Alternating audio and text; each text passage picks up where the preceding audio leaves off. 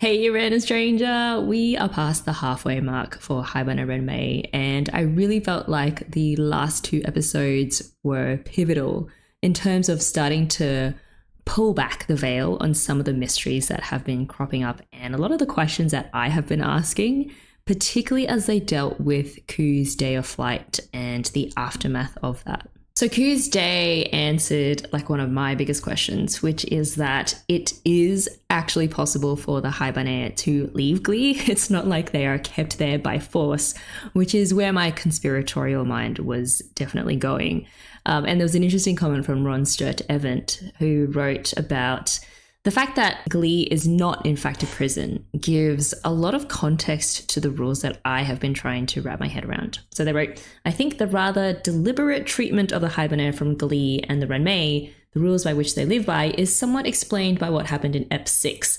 The Haibane are placed in this environment as temporary residents. It is not a perfect system and can be confusing, annoying, frustrating, etc. But the Haibane are left as much as possible to work out their own path to the day of flight. That emotional load might be part of what moves them on. Yeah, so that's, I guess, kind of comforting to me, knowing that they're not stuck there. However, even though the Haibane aren't actually forced to stay in Glee, it doesn't then mean it's easy for them to leave, because there is that emotional baggage that they have to work out on their own. I guess we'll go into some speculation around what exactly it takes for a Haibane to be ready to leave Glee, and just wondering, why it was Ku who left earlier than the other Haibane that we've come to know. We will also chat about Rakka and her descent into depression after Ku left, which has a lot of really realistic implications, I guess, for what a lot of people go through in the real world. Episode 5 began with Rakka hunting for a more permanent room. Her reason being that the guest room is for everyone, and that if she stays there for too long, she might get too comfy, which I thought was a perfect metaphor for her adapting to life in Glee. Moving into her own space points to the parallel need for her to develop self-sufficiency. Otherwise, she will also get too complacent and won't be challenged to grow as a person. And it also echoed what Kana said about not allowing the crows to become too reliant on the town. Same thing applies for the Haibane, it seems. Knowing now what we know about the day of flight, we can safely say that Glee provides for the Haibane's basic needs, but they're not actually meant to treat it as a permanent abode. The expectation appears to be that they should be working towards understanding themselves more and to overcome any emotional blocks or walls, and eventually become mature enough to leave on their own. The lesson, I think, extends to us as well, or every single person that is born into this world. It's just more comfortable and easy to coast in life, but real growth requires proactively seeking challenges and new perspectives. I remember kind of first feeling like I needed to break out of my own little bubble when I was around 16. So I just applied to study overseas and stayed for a year in Europe on my own. And there were definitely a lot of scary moments, but looking back now, there were also a lot of opportunities to prove I could survive outside on my own, outside of my comfort zone. And if I had never actually taken that step, I never would have known who I was to the extent that I do now. Externally, growth looks different for each person. You don't have to be the same as the person next to you. But internally, any sort of growth involves reflecting on and honestly confronting any limitations that you find within yourself, be it anxiety or any past traumas you've had, or any unhealthy mental habits. And it's also just about gaining a renewed understanding of ourselves, and if need be, embracing and just accepting our own imperfections too. Man, I find it really makes you stop and think about your own journey of discovering yourself and checking in on whether you have accepted who you are, and just sort of taking stock of how far you have to go. So I'm actually pretty cool that a show can do that. Anyway, there were also, some super interesting points from Durdle that made me go like, huh. So they wrote, I'd put a pin in the question about the difference between memories and mental patterns or blocks, like, say, riding a bicycle. The distinction is important because it seems like the Haibane retain only the latter. This is good for walking and talking, but might cause problems for someone that has some bad mental habits from before they came to Glee. It's interesting, the possibility that the Haibane don't just retain things like motor skills from their past lives, but also things that make it more difficult for them to overcome any mental blocks. Lastly, it is worth remembering the communicator's words from episode 3. We are here. Come here when you are in trouble. I'm not sure I'd say they don't have a therapist. Rather, they're not asking for help when they need it. My mind was blown just remembering what the communicator had said, and also your idea of them being like an actual licensed therapist that's kind of just waiting for the Haibane to seek help from them. Yeah, that was wild. But also, again, comforting. It's funny how much reorienting the last 2 episodes did with my brain with regards to like the Haibane Renmei. You know, going from what I thought were these super autocratic, patronizing, mysterious rulers to now potentially the help that the Haibane who are struggling to figure things out really need. Yeah, that was really cool. Another important lesson that I took from watching Ku reach their day of flight is that others can help you grow as a person and vice versa. And Tommy Dorr wrote about this, and it's a comment that kind of warmed my heart. So I love seeing your heart drop during the dark turns. Rewatching this show has made me cry so much. It's hard to see Rakka wrestle with those emotions, but I think it's what makes the show so relatable and real. True. The characters are forced to deal with these difficult emotions, but they are there for each other. And I think that's what is so beautiful about the show.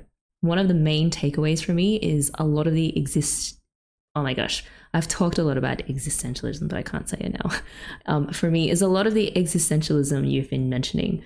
I think the Haibane are metaphors for ourselves and those close to us in our lives.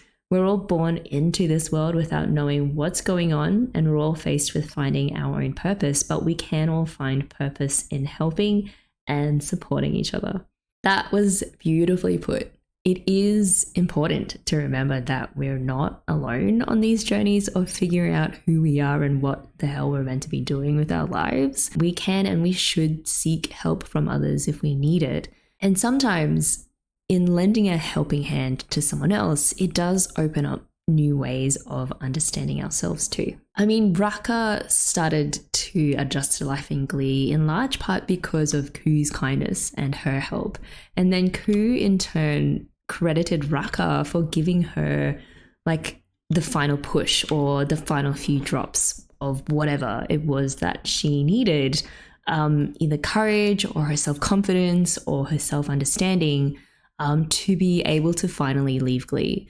So becoming someone Rakka could rely on actually helped Ku mature to the point of reaching her day of flight. It is a little counterintuitive, but it is true. When you generously give of your time or anything else, you tend to also get something in return. There's something about being kind to others that adds to your strength of character and your happiness even. And that is not just a fluffy, idealistic wish or a dream. There is actual hard science to prove that. I liked the use of the cup metaphor to represent the gradual process of personal growth.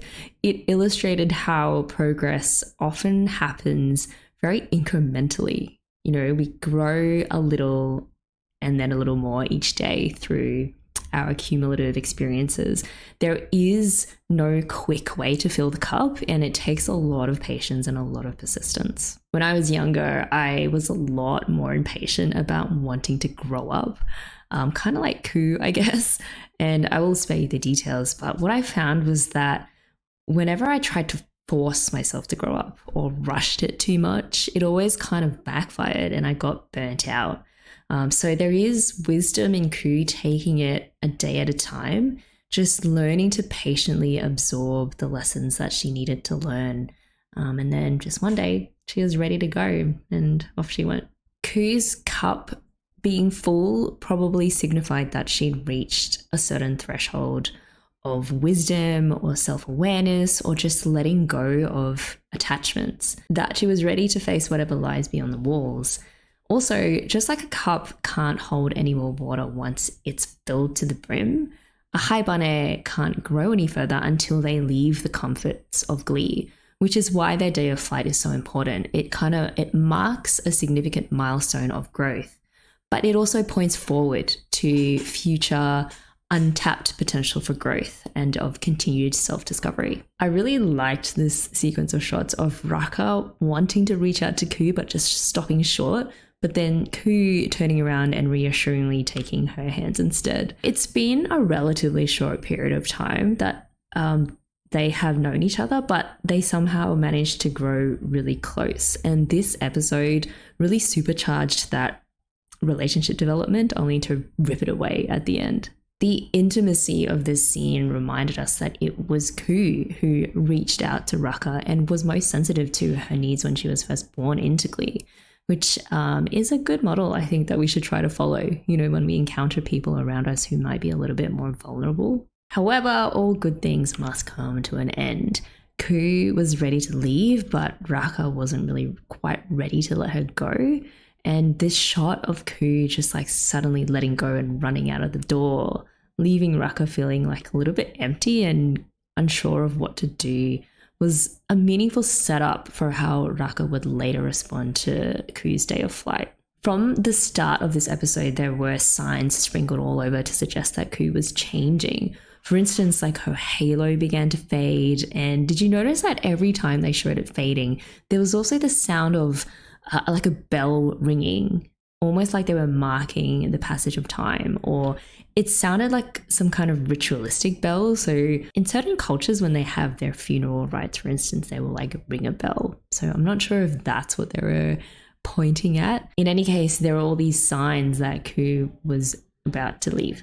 The ringing of another kind of bell kind of became important later on. So Kana had fixed the clock tower bell, or rather made it toll endlessly until they all couldn't bear it anymore and told it to kill it off.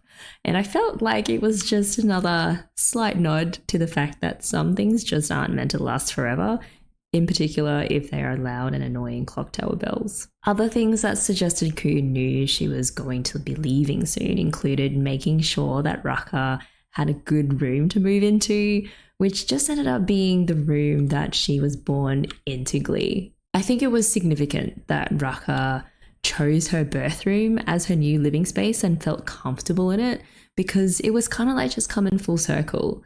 The room was where her mysterious arrival as a cocoon began, and it pointed to how you can't really know where you're going without knowing where you came from.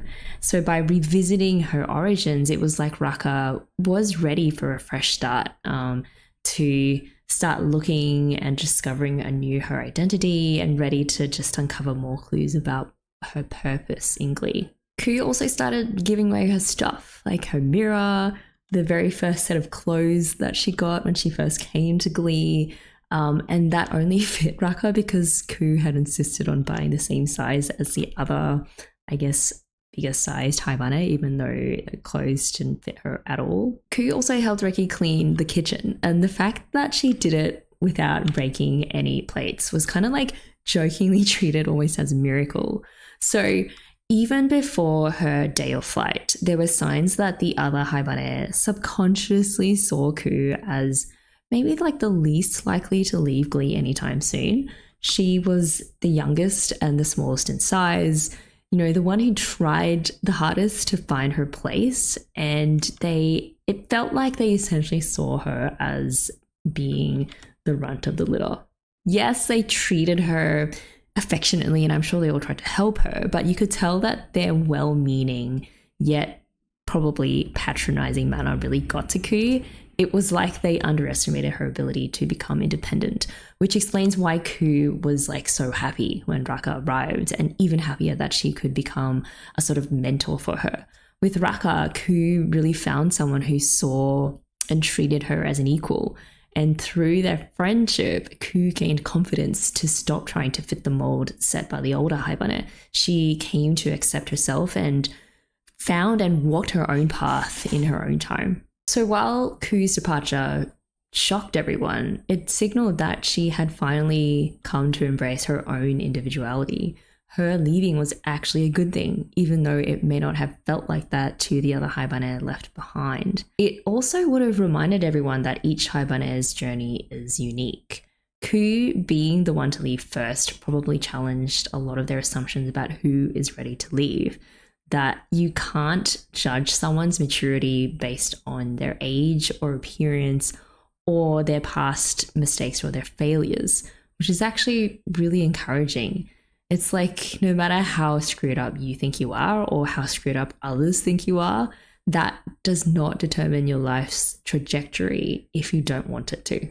At first, learning how far Ku had come inspired Rakka to do her best too.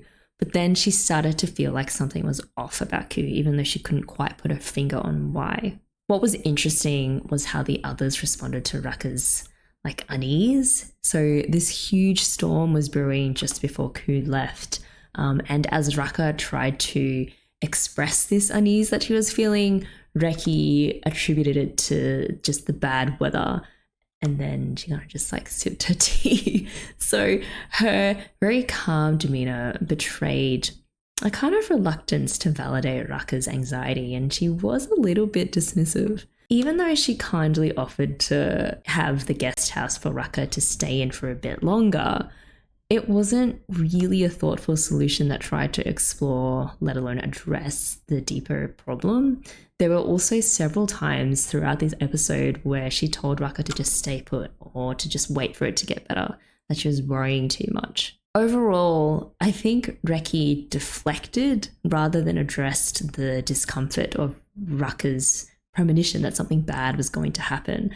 And I think this kind of avoidance of not really wanting to address the issue is common when someone is faced with a friend who is worried about certain things that hit a little bit too close to home to their own issues.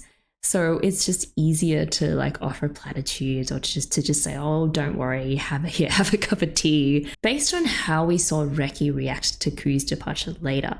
So, how she was like, oh, everyone leaves me in the end. Her instinct to preserve the normality of the situation and to keep any uncomfortable thoughts at bay was probably rooted in the fear of her past traumas resurfacing. Her reluctance initially to engage with Rakka's concerns, it was understandable. It was like this self-protective mechanism, but it was ultimately still dismissive of Rakka's emotional needs in that moment. None of the others really seemed overly concerned that Ku hadn't come back during the storm either. There might have been a few reasons for that. They didn't share the same close bond with Ku that Rakka did, and so her disappearance didn't feel as personally alarming to them.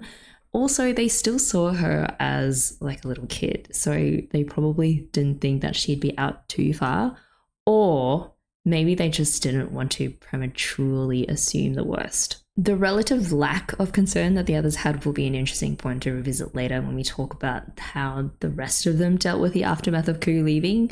They largely just went on living their lives. None of them had the huge reaction that Rakka had or sunk into a deep depression. Again, it just shows Rakka's relatively deeper emotional connection to Ku, but also the older Haibane have experienced their other friends leaving before and probably accept it as part of a Haibane's normal life cycle, with the exception of Reki, who we will get to later. Whereas this is Rakka's first experience of someone's day of flight, and she was really struggling to come to terms with the very concept itself and had no idea how to deal with just the raw pain of losing a close friend. Of course, Rakka also felt the disturbance on a deeper level because of her unique sensitivity to crows. The moment that Ku left, all we or Rakka saw was just this huge ray of light bursting upwards from the western woods towards the sky, followed by like a murder of crows. I've always wanted to say murder of crows, just flying over that same spot. It was like heavily symbolic. The ray of light just shooting upwards kind of brought to mind ascension, ascension to the heavens or to the afterlife, which suggested that Ku has moved on to some kind of higher plane of existence. Crows are associated with death, so it's not far-fetched to think that their presence marked Ku's passing from one world to the next. There are also a lot of parallels between the day of flight and death. There's the mystery surrounding it, the fact that you can't really talk about it with other people because, of course, like if you're dead, you can't talk to the people who are still in the world to tell them what death is like. And also it's like the grieving of those who are left behind. At the same time, crows are also creatures that can freely travel in and out of Glee. So rather than an end, maybe Ku joining their ranks as someone also able to leave Glee signified transcendence. Although the difference is that once a Haibane leaves, apparently they can't come back, which is probably a good thing. I think it's less about physical death and more a metaphorical transcendence to a higher state of being, which would be in line with what this show has been trying to do like the entire time, which is to get us away from thinking about the material nature of things and more towards the metaphysical or the meaning of things. Glee itself has always felt like this transitory world or like a world between worlds. What we should really be asking in light of Ku's day of flight is, what is death anyway? Is it really the opposite of life, or is it really just the next stage in life? One of my favorite quotes about death that I found highly relevant to what happened to Ku is from Socrates, at least as it was written down by Plato, when he was awaiting execution by the Athenians. So he believed in the immortality of the soul, and it is fascinating to see how he reasoned that out. Anyway, he didn't do anything to prevent his own execution, even though he could have. He instead scorned the fear of death for a couple of reasons, one of them being that he just didn't care about things that most people care about, like wealth and status. But he also apparently said, and I quote, "There is great reason to hope that death is a good for one of two things. Either death is a state of nothingness and utter unconsciousness. Now, if you suppose that there is no consciousness, but a sleep like the sleep of him who is undisturbed even by the sight of dreams, death will be an unspeakable gain. Now, if death is like this, I say that to die is gain, for eternity is only a single night. But if death is the journey to another place, and there, as men say, all the dead are, what good can be greater than this?" And then he kind of goes on to talk about how great it would be to be able to speak to all of the heroes of old and gain knowledge from them. And he goes on, "What infinite delight there would be in conversing with them and asking them questions. For besides being happier in that world than in this, they will be immortal, if what is said is true." I just thought it was fascinating that Socrates also described death as a journey to somewhere else, just like how Rakka described Ku leaving on a journey. We don't know where Ku went, but whatever form her next life takes, that bright ray of light shooting up towards the sky and the imagery of flight really gave me a sense that she is moving on from the confines of Glee to somewhere else that's just more freeing. Kind of like how Socrates reasoned, death is a good thing if it leads you one step closer to greater wisdom and fulfillment and freedom. And just like he imagined very happily conversing with like the legends of history in the afterlife, the readiness with which Ku left implied that it really wasn't a case of her life being tragically cut short in Glee, but rather her seizing her chance to go somewhere else that she actually wanted to be. I don't know how often you guys think about death, but every now and then I will wonder what it's going to be like. I know it's not really something that you can imagine until it actually happens, but I think an ideal kind of death would be one that progresses in a similar way to how Ku approached her day of flight. She just kept working on herself as a person, felt it was her time to go and then embraced leaving Glee as both a celebration of her maturity and an opportunity to go somewhere new and exciting. I thought Ku's day of flight taking place in the Western Woods, where the walls apparently are the most powerful, was significant, especially considering Reki's belief that the walls are there to protect the Haibane from, quote, everything that is not good. What Reki said about the purpose of the walls isn't certified fact, and I think that's important to remember. It's more like a story or conventional wisdom that has been passed down from somewhere. And this idea that the walls are there to protect the Haibane from things that they're not supposed to know, you know, it's possible that it may have some grounding in truth, given that it seems that the Haibane aren't allowed to approach the walls. But the fact that the Haibane's day of flight takes place where the walls are most powerful, in some ways also challenges those ideas. And what I mean by that is the Western Woods may have the strongest walls because, greater risks or dangers lie that way. But Ku, and I'm also assuming every other Haibane who left, found the will and a way to sort of transcend the fear of that place.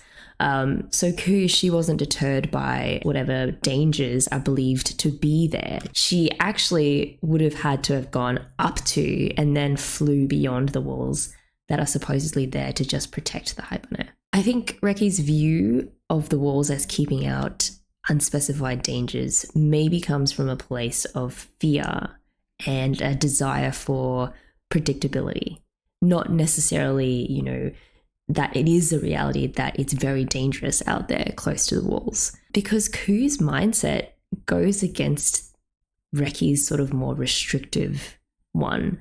In a way, she challenged the notion that the walls are only there to make them safe.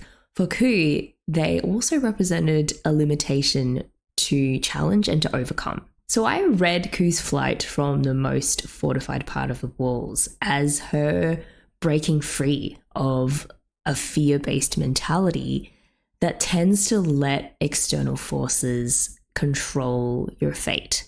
Instead, Ku claimed back the right to her agency and the right to make her own choices about what is dangerous, what is not, where you should go and where you can't go. As soon as the other Haibane figured out that Ku had gone to the Western Woods, it did take some time to sink in and accept. It's like how certain things never cross your mind until they actually happen. And then when they do happen, your life just gets completely turned upside down. Especially like when someone you care about passes away. It really just blindsides us, even if, we've talked about or understand death in the abstract sense. The gravity of losing someone that you love only really sinks in once you experience it personally. And sometimes you just feel really helpless because there is nothing you can do about it. You can't go back in time to spend more time with them. And likewise, Ku vanishing sort of forced like a really painful reckoning with the impermanence of this really cozy family life that they'd all gotten used to. And going into the next episode, her absence really created a vacuum that left Rakka really unmoored and questioning all of the mystery surrounding mortality and meaning and what the Haibane are themselves. So we learned from Reki that a guide is actually provided to the Haibane on their day of flight, but the others still wanted to go and see Ku, which was understandable. However, to get into the Western Woods, they needed a set reference point, otherwise they would get lost. And so Rakka, who's really smart, thought of the clock tower, and then they all decided to go together. Interestingly, Reki again repeated her caution about not going anywhere near the walls. She then very briefly explained the day of flight itself, which is this fated day that a Haibane goes beyond the walls to some unknown destination. And she portrayed it as something that just happens really suddenly and without any explanation. The mention of a guide I found to be quite comforting. It just suggested that the Haibane do not make this important journey alone. It did remind me a little bit of how in certain cultures and religions, the dying are accompanied by like a caretaker or, a spirit of the underworld who helps facilitate the passage of the dead to the next world. So it does imply a transition that takes like care and wisdom. It's not like a Haibane just simply disappears one day for no reason.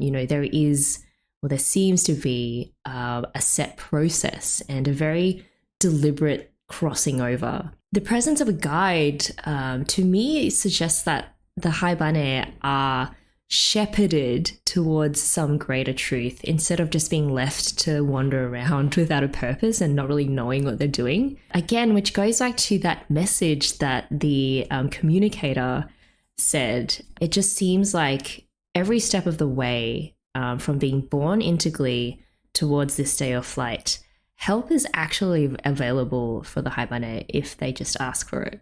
Why can't or don't the Haibane openly talk about their day of flight? Is it some kind of like cultural taboo?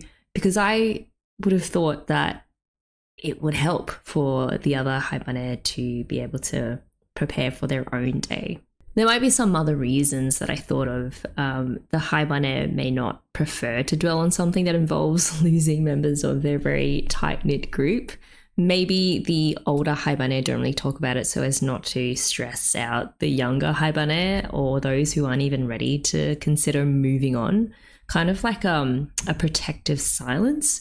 Whether or not that's a good kind of silence or not is debatable. Or they avoid the topic as a sort of coping mechanism to maintain some normalcy in day-to-day life. Maybe not talking about it is easier than having to confront the impermanence of their existence in Glee head on, or even just having to deal with the loss that the Haibane who get left behind have to deal with. But if, like death, the day of flight is going to happen one way or another to most, if not all, of the Haibane, again, I would have thought that it would be better to just discuss it openly and honestly. If it has something to do with resolving inner emotional problems, maybe it would be better to talk about it so that the Haibane still left in Glee have some additional guidance as to what they need to work on for them to eventually become independent. Having not had a day of flight for several years, it was easy to forget that it was a thing. The other Haibane took the comfort of Glee for granted, I guess, and Ku's very abrupt departure shocked them out of that complacency. I found it interesting that the day of flight takes place in some very ancient looking ruins. Not only does it give, I think, the ritual a certain gravity, but it kind of connects a Haibane's journey to those who came before and emphasizes that Ku wasn't the first one to go through this, nor will she be the last. Ancient sites, they also represent, the wisdom of past civilizations. It's kind of like how we now have access to the ideas of Socrates and all the other philosophers throughout the ages, when we ourselves are trying to understand the meaning of life and death and how we might discover what our purpose is. It does help looking to the past because there are certain timeless truths about the impermanence of human or of Haibane life. Speaking of which, ruins are literally where great buildings once used to stand, but no more. So again, just hinting at the impermanence that underlies things that seem permanent. Rakka was the first to just rush towards the spot where Ku had ascended, and then on top of this pillar-looking thing, or rather it was a couple of stone steps, was Ku's halo and then a couple of loose feathers. My vote for the saddest moment, though, even though I know, or I think the show is trying to tell us that Ku went to a better place, was when Rakka's tears fell down onto Ku's halo while remembering that it was Ku telling her that she had given her some of the last drops she had needed to become ready to leave Glee. So yeah, it was Rakka's teardrops just sitting in for the drops that filled Ku's cup. Yeah, it kind of got me too. And then to sort of reinforce that really solemn atmosphere, it was like a funeral almost, the way that they laid Ku's halo on top of a stone in this ruined temple and stood around to remember her as the bell tolled in the background. It was a really bittersweet moment. It meant freedom, I think, for Ku, but grief for those that she left behind. And it's this familiar emotional dichotomy that is experienced and explored, in real life when we lose someone close to us and, we have services and funerals in their memory. Rakka especially was devastated, having lost Ku's wisdom, I guess, and affection at quite a vulnerable time in her life, and when she was just getting on her feet and just starting to feel like she could adapt to life in Glee. Yes, this was like the moment where I was like, oh shit, when everyone else was still commemorating Ku and Reki stood off to the side, and then she was thinking, in the end, everyone leaves me. It was really the first explicit expression of the darkness that we have seen haunt her mind, but before we just never really knew of the details of what it was that was weighing her down. So she wasn't just mourning Ku, she was actually revisiting, it felt, an old wound and her fear of being abandoned, which Ku's departure triggered all over again. Something Osakaki mentioned was the similarities in the cause of Rakka and Reki's respective depression, but also the differences in how they responded to and managed it. They wrote, the theme of loss of friends and loved ones and how people process the grief of that loss or don't process it is a major one in the series to me. Seeing Rakka's grief over Ku echoes how Reki must have felt when Kuramori left. The one Haibane who wasn't scared of her in the beginning, accepted her as she was and helped her adapt, suddenly gone. While the hurt is caused by the same thing, their reactions were very different. Rakka withdrew from everyone and directed the hurt at herself, while Reki lashed out at others like Nemu, ran away and acted recklessly. Both caused by the same general situation, but expressed emotionally in very different ways. I think some people can get lost in that grief, and it can be tough for them to find a way to get through that and move on. While Reki's rebellion after Kuramori disappeared ended in disaster, with her getting in a lot of trouble, it might have helped her escape that cycle. Then again, maybe not, since she still dwells on the fact that everyone leaves her. What will be important for Rakka now is if she can find a way to navigate through her grief, whether it be from an internal realization or external help, before she goes too far, somehow like Reki did. Thank you for that. And it's true. People deal with grief in very different ways, but even though their reactions are different, it could be that Reki is a cautionary preview, of what Rakka might turn into if, like you say, she doesn't find a way to make peace with Ku being gone. Prolonged grief has this way of spiraling downwards and turning into very self-destructive behavior, as Reki's experience shows. Although well-intentioned, the other Haibane's attempts to comfort Rakka rang kind of hollow, saying things like, oh, Ku wouldn't want you to be like this, or we'll see her again someday. Those kind of things don't really help, I think, when someone is deep in grief. I think in that moment, Rakka just really needed them to meet her in her pain and just sit with her and cry with her. The thing is, I don't blame the Haibane either, because, what can you say in a situation like this? I think they were just doing what a lot of people feel they need to do when someone they care about is suffering. They really wanted to make her feel better, even though often, again, it's probably better to not say anything or not say those sort of empty platitudes and just be present. Rakka's feathers started developing these black spots on top of other signs of her sliding into depression.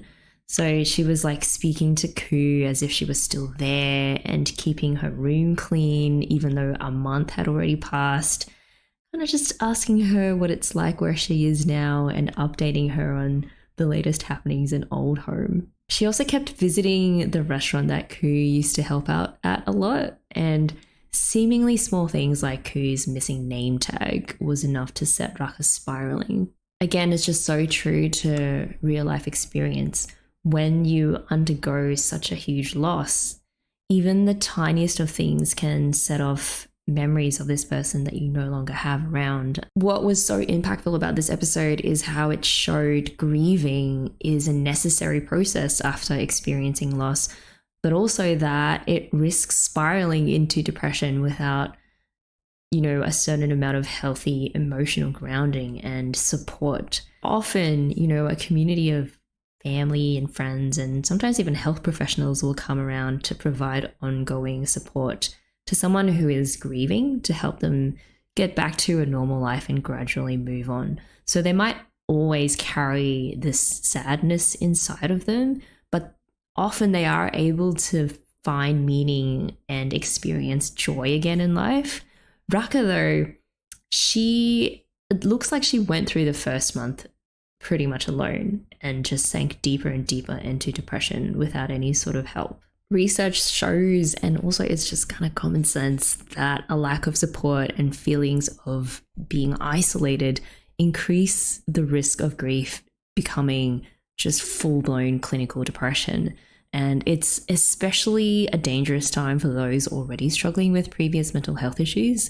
And that's probably worth keeping in mind when considering what's going on with both Rakka and Reki. What made Rakka's depression worse was that it felt like everyone else around her had made their peace. And it wasn't just the other Haibane who seemed to go on with life as normal. It appears that even the townspeople knew about the day of flight and they kind of just accept it as something normal that eventually happens.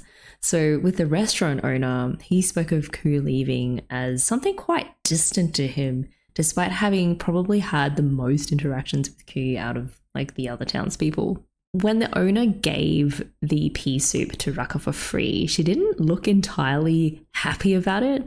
So I guessed that maybe she was remembering, one, Kana's desire to be more independent and not owe the townspeople anything, but also thinking that Ku had left Glee because she became self-sufficient enough, and yet here she is, still stuck in Glee, depending on other people. It just reminded her that she still had so much that she wanted to learn from Ku, including how to become more independent and free. And now she's lost that chance and she won't ever find out, it feels like.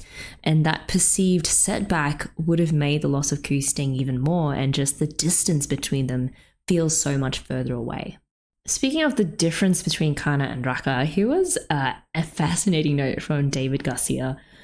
While this may have been mentioned elsewhere on this channel, I think it is worth pointing out here that design can tell us something about our characters. In the scene with Rakka and Kana, we can see the difference in eye design. Kana has tsurime eyes that are sharp and pointed with an upward lift on the outside, indicating strength, determination, and pride. Rakka, on the other hand, has tareme eyes that droop down on the outside edges that have a softer puppy dog look. For a comparison, check out Mio and Yui's eye designs from K-On! To see the same contrast. That was very, very cool to learn. I am not a design person, so it's kind of amazing to me that you can convey those character traits and differences through things like eye shape. So here was Rakka feeling like no one else except her is missing Ku, and even the cat who used to get a lot of sugar cubes from Ku is just chilling on the ledge. And then also this bizarre encounter with Hyoko that made it so much worse than it was, because all that he really cared about was whether the Haibane who left was Reki. And then when he found out that it wasn't, he was really relieved and very insensitively said, okay, good. He's obviously, one, trying to hide some major attachment issues to Reki, but I think Reki would have also kicked his ass right there and then for, the way that he upset Rakka. So fair enough, he didn't know about Rakka and how close she was to Ku and just how traumatized Rakka was with the day of flight. But it was just unfortunate the way that Hyoko approached her. Fair enough, Hyoko did not know Rakka well, or let alone the fact that she was very close to Ku, or just how traumatized Rakka was since the day of flight. But Yeah, it was just unfortunate the way that Hyoko approached her. In a previous scene where Rakka was cleaning Ku's room, it was concerning that she toppled over this frog figurine that Ku had made to represent her. And it was hard, honestly, to interpret as anything other than Rakka wanting just not to hurt anymore, maybe to the point of wanting to die. And then later, this was like the moment where I got a chill down my spine when the shot zoomed in on the scissors that was lying on her table as Rakka worried about her black spots. And I didn't expect Haibane to veer into dealing with the subject of self-harm, but here we are. The black spots on her feathers was one thing, but the fact that she went so far as to cut away at her own feathers to get rid of them really showed the deterioration in her mental health. It really was like a desperate act of self-harm.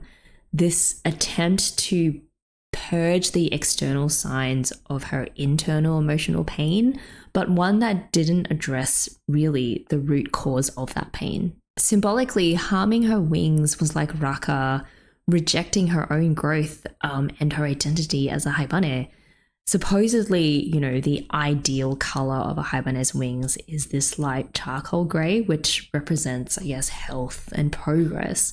So it's understandable that she would want to get rid of these black spots. I mean, Haibane literally means charcoal gray feather, but it also struck me that the crows are also free to leave Glee despite having these pure black feathers.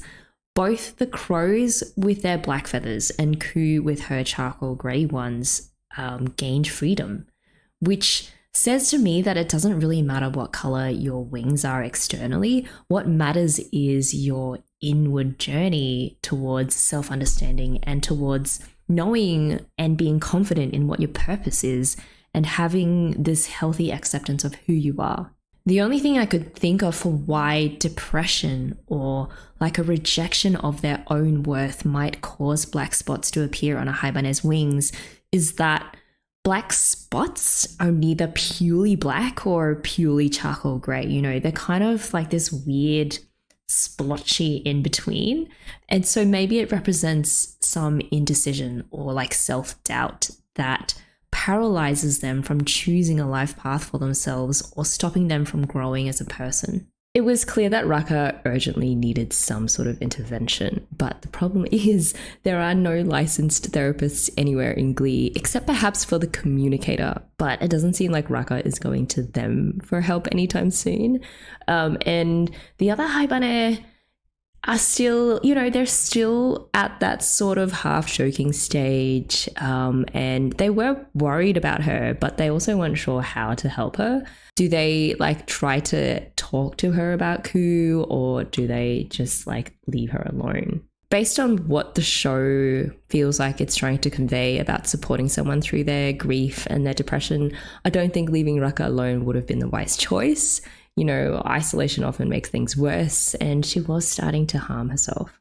Hikari questioning whether Rakka has been taking care of her wings, I felt was this direct nod to the connection between the state of a Haibane's wings and the state of their mental health. Because just like their wings, mental health is something that needs regular maintenance and check-ins. So it's important to remember that the black spots only appeared after Rakka sank into depression. So it wasn't like this inherent corruption inside of her, which is something that we will talk about later when Reki mentions sin-bound Haibane. Even when they saw the black spots on her feathers, the others still didn't recognize what they were, and they believed her when she said it was because of her uncomfortable bed.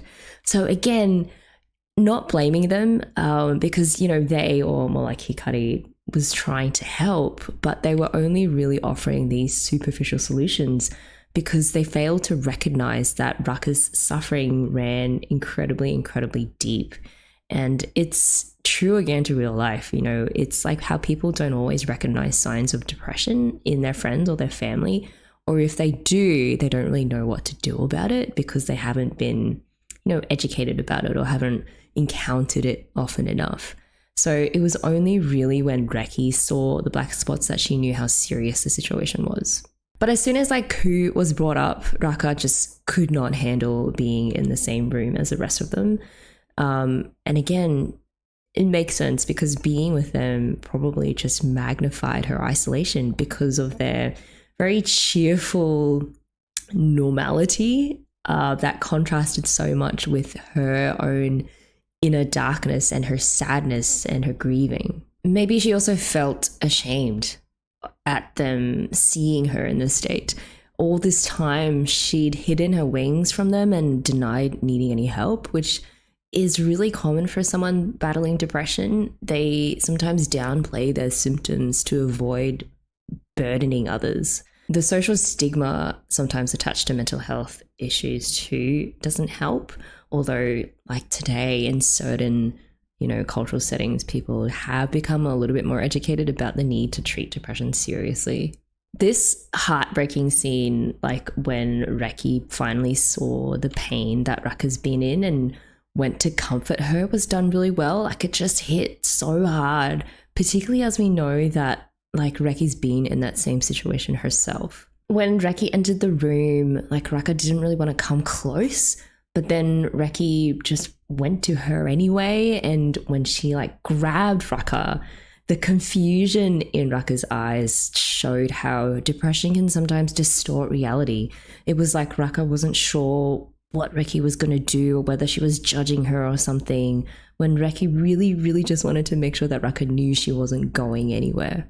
And then she had to like physically restrain Rakka from cutting off any more of her feathers. And when she held her, Rakka gave this it was just this animalistic cry as Reki took the scissors away.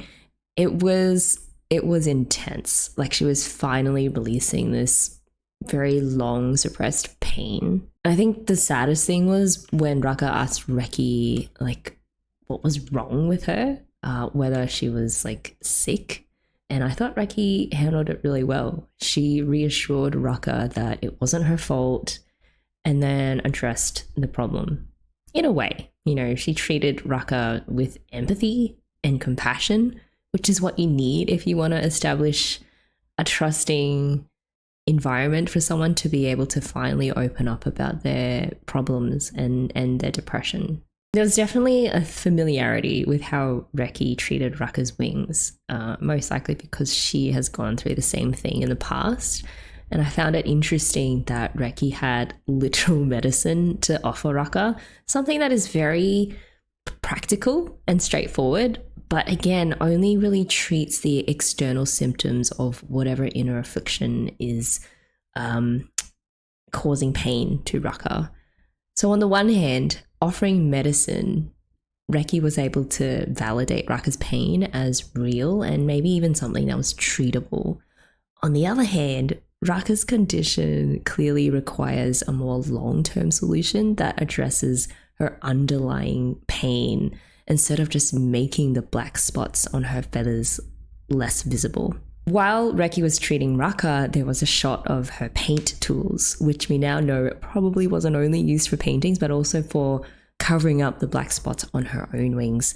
So that explains the smear of grey paint leading to Reki's rune that we saw way back in, I believe it was episode 2 or episode 3. I do wonder how suitably equipped Reki is to help Rakka with her depression when there are signs to suggest that Reki herself has been avoiding addressing her own deep-seated issues. So I love that she's there for Rakka. I think that will be a help, but I have to say I am a little bit apprehensive. Or maybe it'll turn out that Rakka is the one who extends a helping hand out to Reki. It's sort of a mutual support thing. The medicine that Reki used was this dye collected from a snow scale tree that only grows near the walls. So its ability to blind the eyes of evil, according to Reki, suggests that this tree has some sort of mystical, protective, or like purifying properties. And the way that Reki spoke of it was similar, it felt like, to how some people in certain religions talk about like holy water or some relic that can cleanse sins or get rid of the contamination of outside corrupting forces. Reki again warned Rakka to stay away from the walls. This is definitely like it's the third or the fourth time that she's done this, but there's an interesting irony in that the dye that she's using comes from a tree that grows near those supposedly very dangerous walls. This purifying dye that helps shield the Haibane and like maintains their innocence or their purity also thrives on the very perimeter that is forbidden to them. To me, it represented this fascinating paradox between like the spiritual and the sinister. You know, that to truly know what good is, one must also have encountered and understood evil. It's probably easier to think about this in practical terms. So when we're kids, we are told what is good and what is wrong, and then to go and do the right thing. There's no real choice involved because we haven't developed yet the capacity to think and choose for ourselves. But as we grow up and we encounter the full spectrum of potential moral choices available to us, and as we sort of wrestle with life's harsh realities and its uncertainties, our choice to keep pursuing goodness or to keep developing our full potential as human beings becomes an active thing rather than a passive do this because I told you so thing. If we blindly just follow dogma without ever questioning it, or we avoid it and reject everything that's unknown to us as evil, we sort of remain like moral babies. But if we venture out and explore around the boundaries or the walls of what we think is true, the more we develop the wisdom to start shaping our own values and purpose in life on our own terms. Human potential flourishes through like exercising reason and judgment and integrating new experiences into our thinking, not through mindless obedience. So I sort of saw the fact that the snow scale tree, which is the source of the so-called medicine, the fact that it is near the very walls that Reki keeps saying to stay away from means that there must be something there worth knowing and worth the risk of going out there and challenging those boundaries and those walls. Another way to look at the snow scale tree thriving near the dangerous walls is we often grow the most by getting close to and wrestling with our imperfections and our pain. We all have our flaws and our traumas and our emotional baggage, but by acknowledging them and confronting them head on, we can find meaning in and turn them into catalysts for change. And I think that's one of the most amazing things about humans, you know, our capacity to stare down our own demons. And I really hope that that is where Rakka's story is heading, you know, that she will take Reki's words with a little grain of salt and start to question, maybe I really should venture out into the walls, or at least not have them be such a scary specter in her head. There are also these really interesting strong echoes between what Reki is saying about the tree, the snow scale tree, and the biblical story of the Garden of Eden. So in the Garden of Eden, according to the Bible, God forbade the first humans from eating the fruit of the tree of the knowledge of good and evil. There's a lot of ofs in there. In order to preserve their innocence in paradise.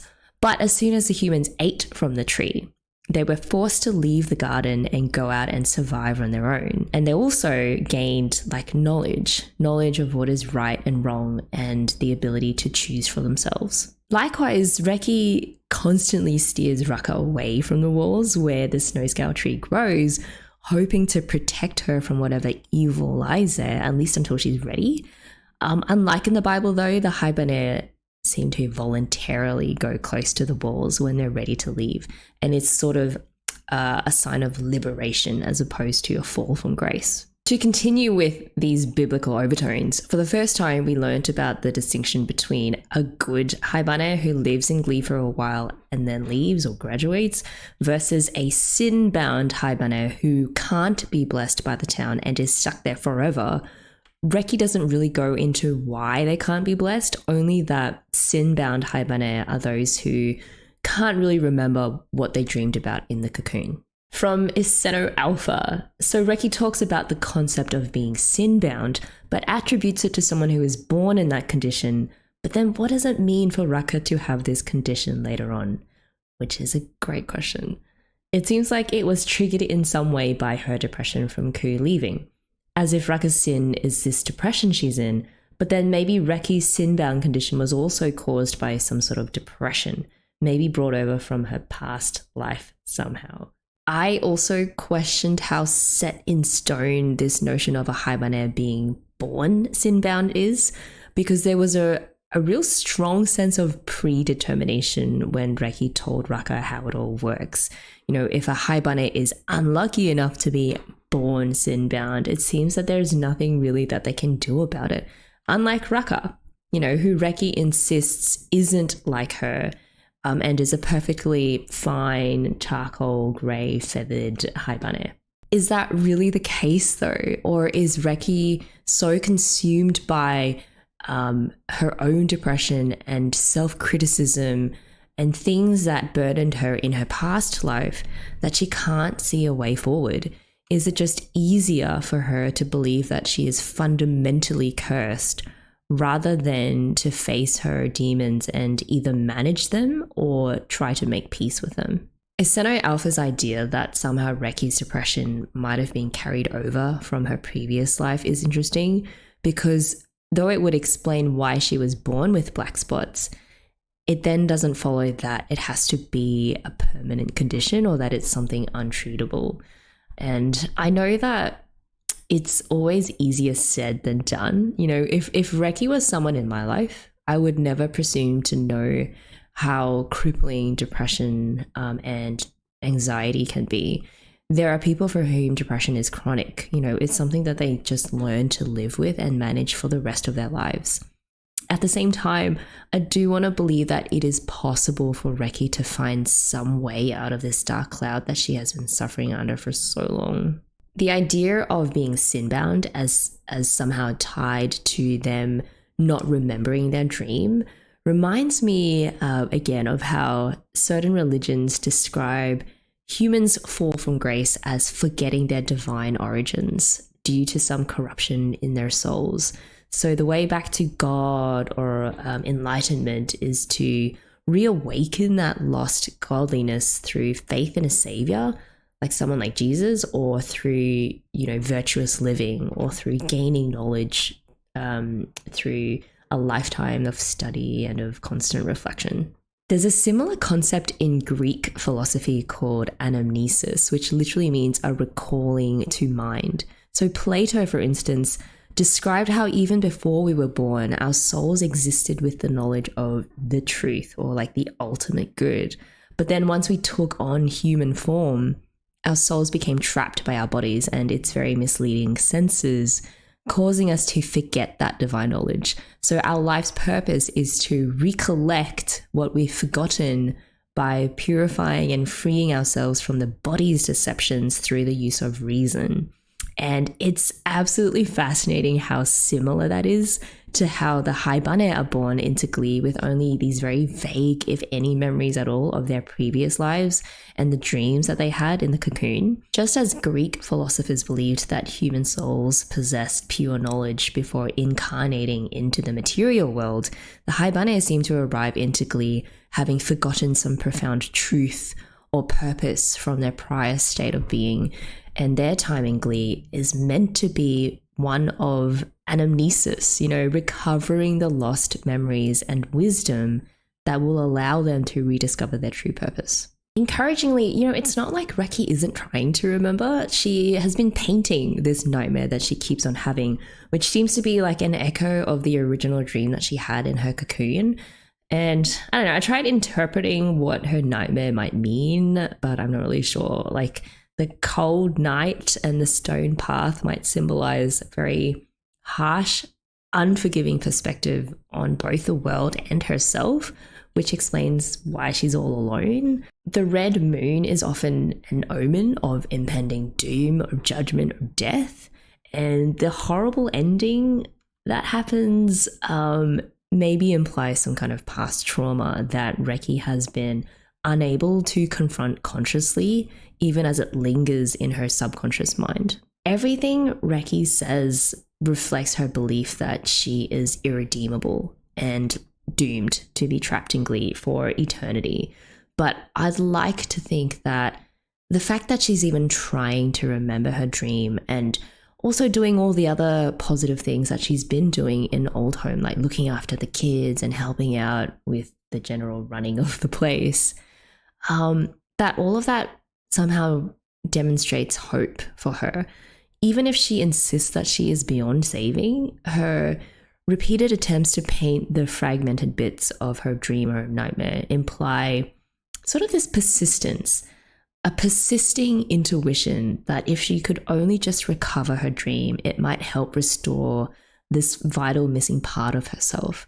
She might even be able to regain or reclaim her original purpose or her original goodness.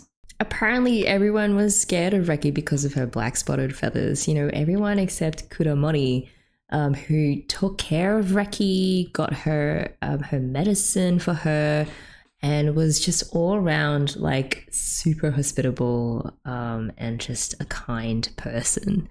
Importantly, she didn't care for Reki out of pity, but because she genuinely saw her as someone worth befriending and being there for. Kuramori sounds amazing. I hope that we get to see more of her later in the series.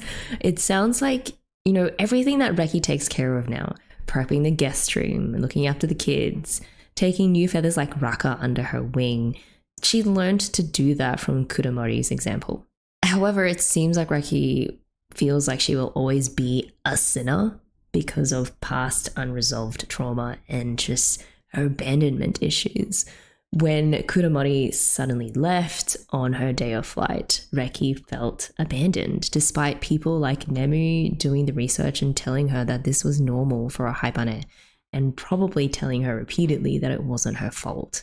Her bond with Kuramori had been so close that she couldn't accept that Kuramori would willingly leave her behind. So this perceived abandonment was so painful that it caused Reki to like rebel and just act out. She was like caught by, apparently they have a community watching Glee, and she was punished by the Haibane Renmei. And all of that, this punishment, being caught, the shame, I guess, or the guilt involved probably just reinforced her feelings of being beyond saving, of being such a bad kid that there's no way she can wash off the black spots of her. Even now, when she's done like a 180 and essentially taken on Kuramori's previous role of caring for the other Haibane, it's not been enough to fully heal those old wounds. She still dwells on this feeling that Kuramori abandoned her and that there must be something inherently wrong with her to have driven Kuramori away. And by extension, every other Haibane, like who ends up leaving. There's this really deep association that Reki makes between them leaving and her doing something wrong. Even if there's in her mind, you know, her logical mind, she knows that maybe that's not quite true. It's so deeply rooted in her psyche and her emotional makeup that it's going to take a lot. And I think she really needs external help to sort of work through those issues. And on top of all of that, her black wings are just a constant reminder of her so-called corruption. I sense Reki does not allow herself the same compassion that she shows to others, which is really sad because until she can properly mourn and make peace with Kuramori's departure and develop a more compassionate understanding of her own past mistakes, she is just going to remain burdened by feelings of not being worthy of forgiveness or love or redemption. Resolving her hurt over being abandoned is probably the key to Reki escaping this prison that she's created in her own mind. So after Ku's day of flight and Reki's revelation of sin-bound Haibane, Rakka she's just suffering from this avalanche of info dump. She has realized now that Glee is not just a simple, peaceful town where the Haibane live happily together forever. It was like she was a child realizing that, you yourself and the people you care about are not insulated from profound loss and grief and emotional pain. For the first time, Rakka became conscious that glee is not inherently a shelter from life's hardships. Dark feelings like depression or guilt or abandonment can fester even there, even in this very angelic paradise. This realization, also called into question Rakka's assumptions about what it means to be Haibane. If they're not immune to sorrow and doubt and trauma, then what really defines their existence? What are they meant to be doing in glee? What is like the connection between their current mental state and their mysteriously forgotten past lives? Why are some Haibane cursed to be sin-bound? There's too many questions, but hopefully these are all questions I think we're going to be asking, right alongside Rakka, and hopefully finding some answers to. Okay, guys, episode 8 of Haibane in 3, 2, 1, go.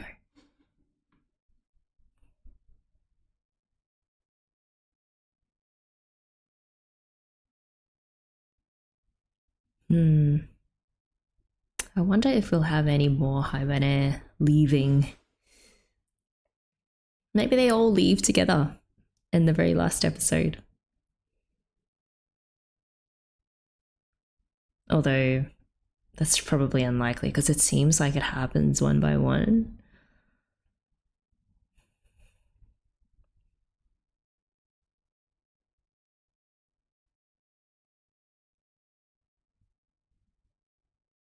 I also wonder if they will ever confirm why exactly it is that they were first born in Glee. I remember, who was it who commented? I think it was Ragashingo who, had a theory that the Haibane perhaps maybe took their own lives in their previous life, and that's how they ended up here. So, don't know.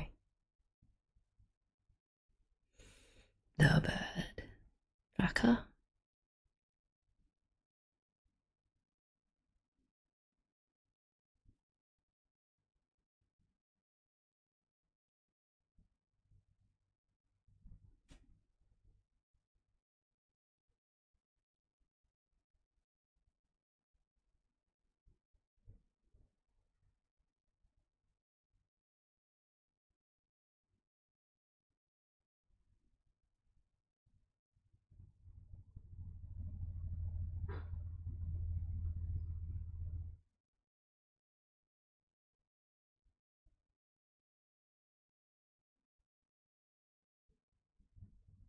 Is it just me, or does Rakka look older now?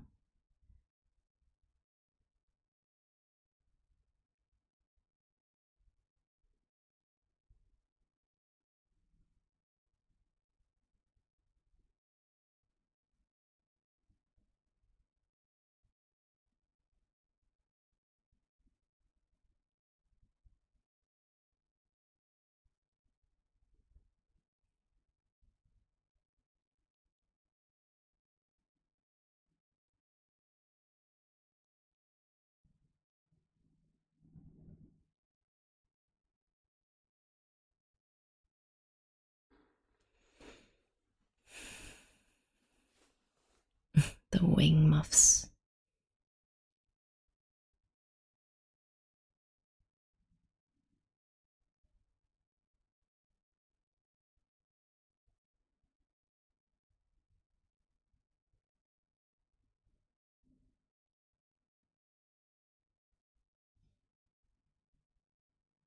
Okay, at least they're all doing this together.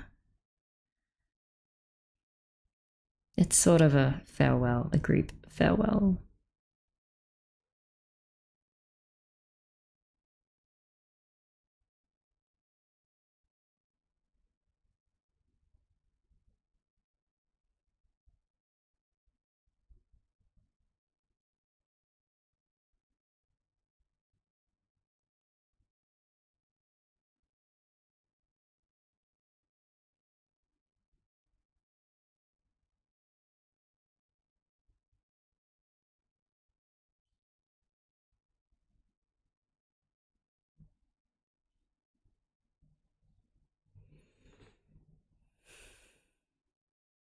That's what Reki does.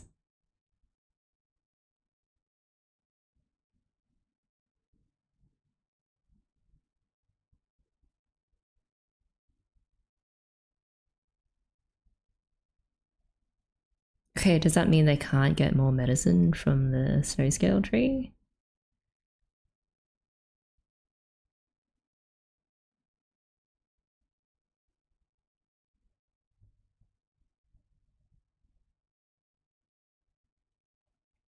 Hmm. The thing is, though, maybe the impermanence of it all is actually a good thing.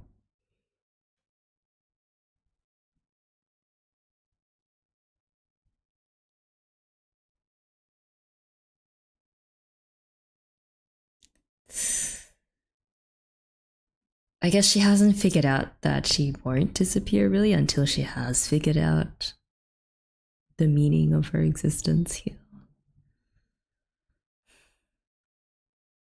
So hard.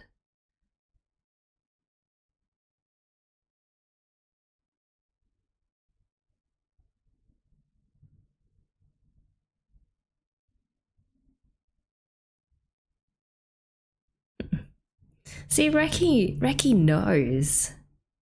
It's just there's still something just stopping Reki from really going all the way to accepting herself. It's the abandonment stuff, I guess.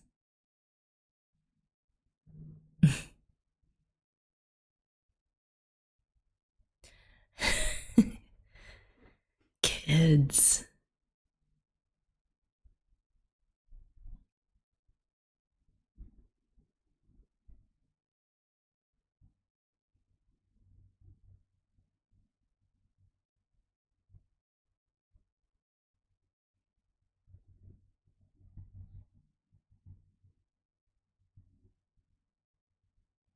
Just like heaven.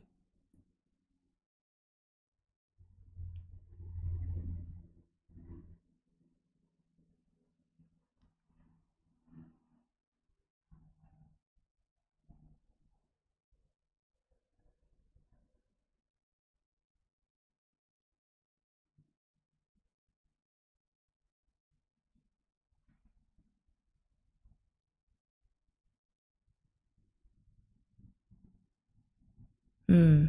The crow.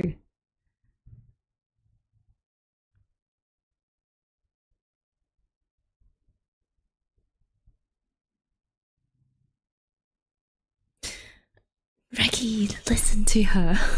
Oh god. Uh that's so frustrating. Okay, maybe she was listening.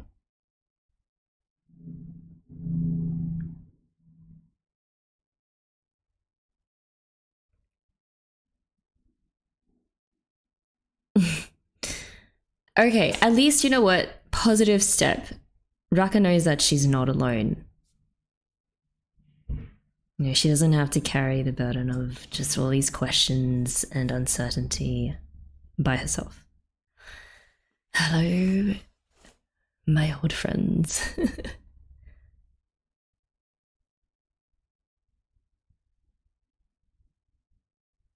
So she's actually getting scared of them now, even though there was a crow in her dream who was trying to help her.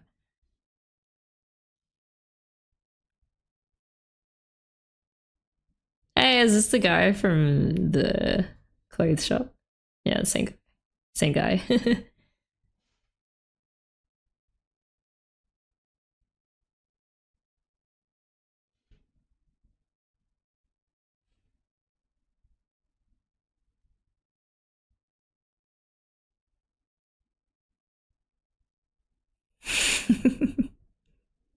He does his best.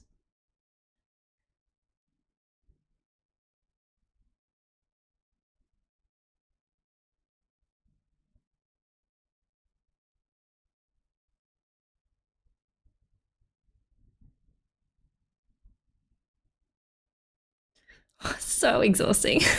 Reki does good. She does a good job. Man, Rakka's just thinking about the meaning of her existence and not finding any.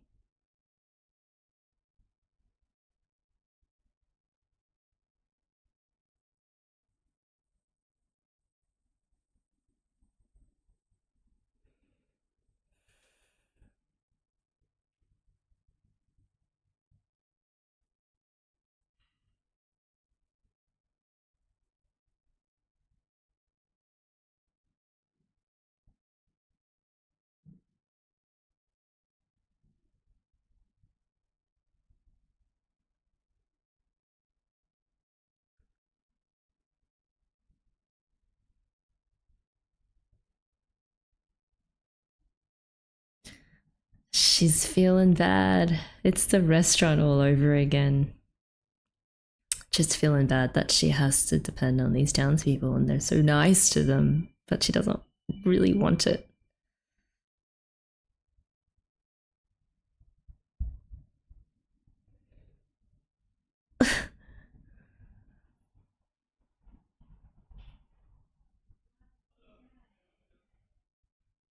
Ugh, imagine being treated like this good luck charm or sort of like this blessed being, but inside you're just feeling like crap.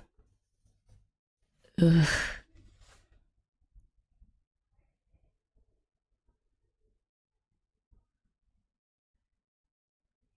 Things will get better. Yeah, again, it's a nice thing to say, but ooh, to someone feeling like that, feeling like they have nothing going for them and they're absolutely useless in this world, probably doesn't help. No. Oh, no. No, don't. No, don't. Oh, God. That is the worst.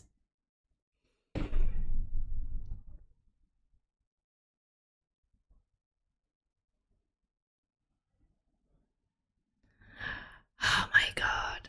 Oh my God, Rakka. She's gonna snap.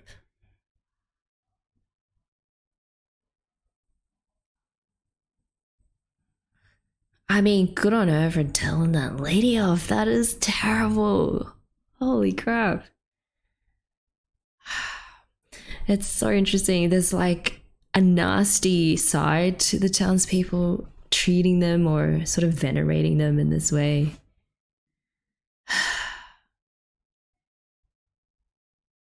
That was awful. Obviously, not all townspeople are like that, but damn.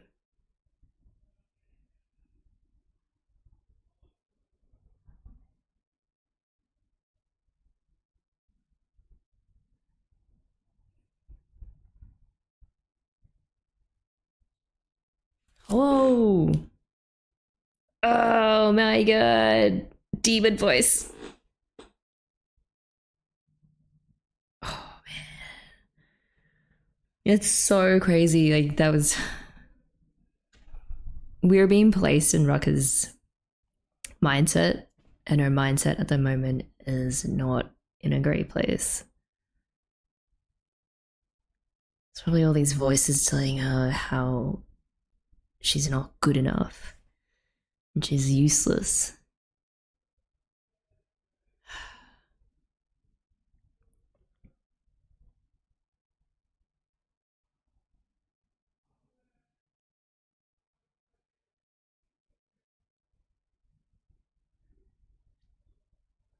She's actually really feeling like, Nemi's story, Nemi's origin story. They're basically mistakes.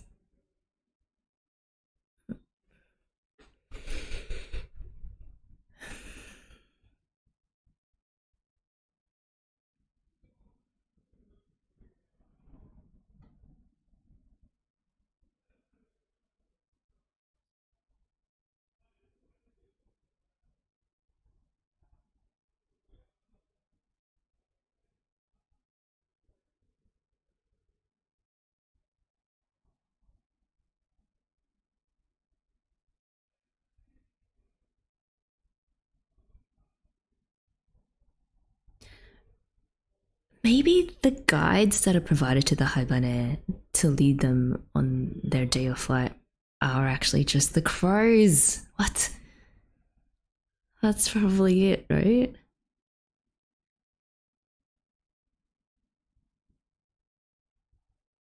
Maybe the crows used to be Haibane.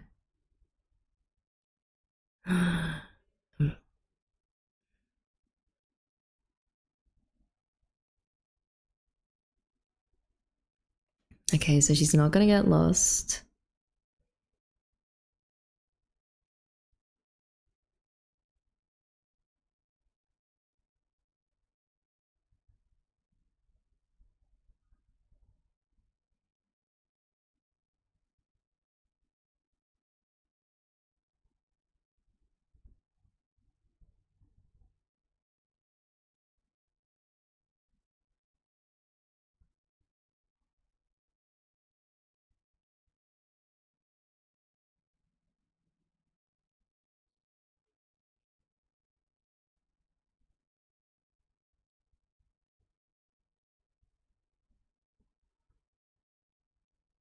Are they trying to get her to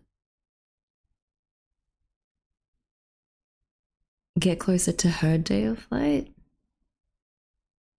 I mean, it's not a coincidence that it's called day of flight, you know, and these birds are the ones who know how to fly out of glee.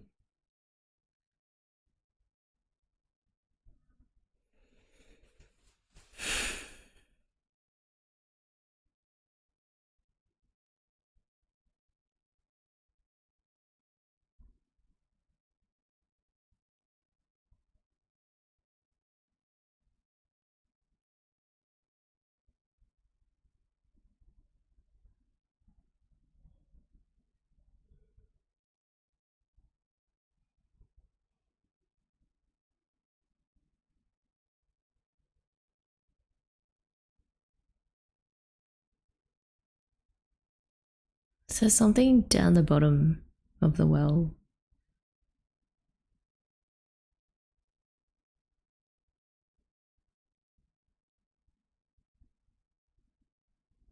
Oh, but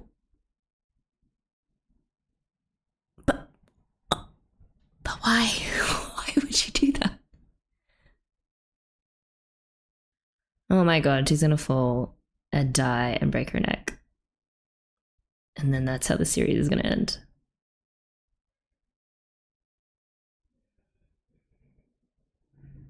It's like black feathers. Oh no. Oh my god, is this gonna be like the ring where she dies at the bottom of a well and then she comes back as a vengeful spirit? Oh god. No. Those were definitely some black feathers down at the bottom of the well, wasn't it?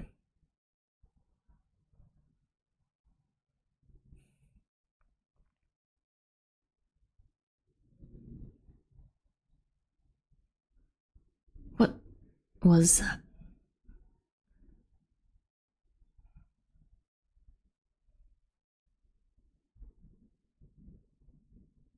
Oh, wait. Okay, so her dream was falling. Does it mean that that's how she died?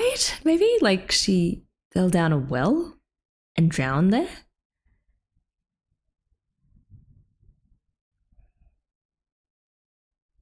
So, but was it an accident? Or was it she intended to fall down?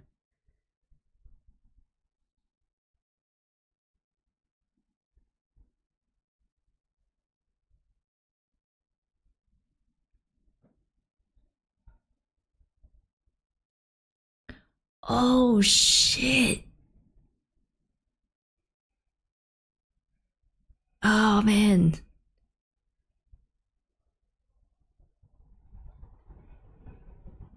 I think that's how she died. And then that was because so the moment she died and fell down the well was also the moment that she was born into Glee. So their dream is basically how they died.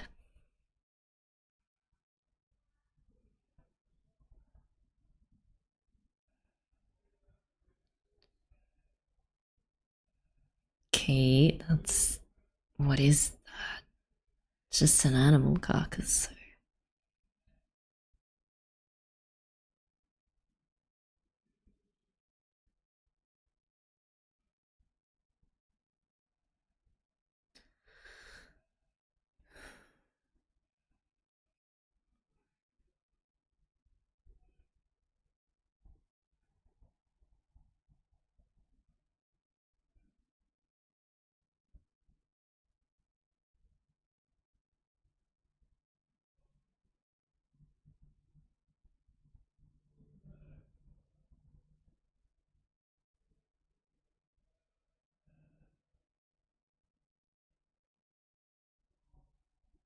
Maybe because this has happened to her before.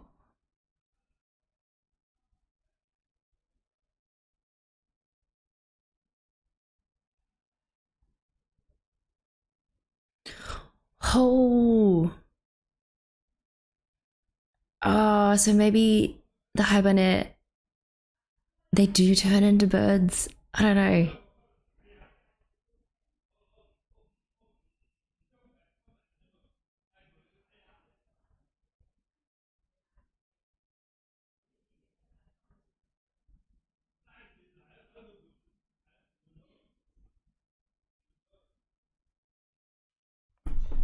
I mean, she needs help though, Kana. Kana's always very independent.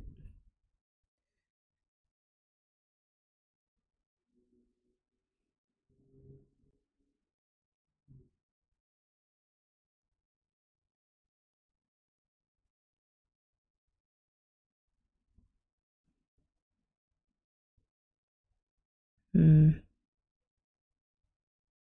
Oh,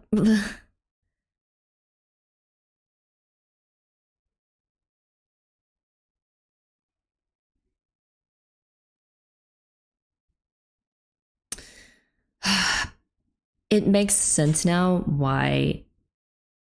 Oh god, she's giving this dead body a proper burial. But yeah, no, I was saying it makes sense now why before Rakka was saying how she's a little bit scared to remember the full details of her dream. I mean, if it was how she died, then of course you wouldn't really want to remember that.